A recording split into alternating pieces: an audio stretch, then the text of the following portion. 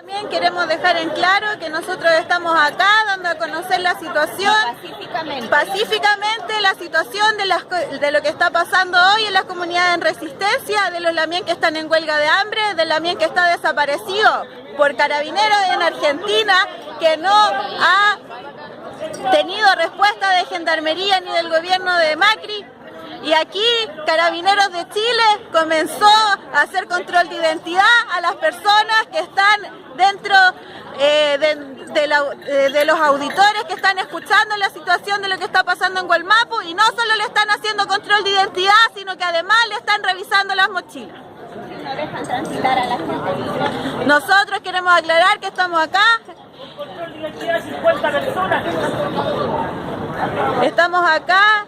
No hemos ejercido violencia, solamente estamos dando a conocerle a la ciudadanía lo que los medios de comunicación vendidos, la mebota del empresariado chileno y del empresariado argentino no es capaz de decir.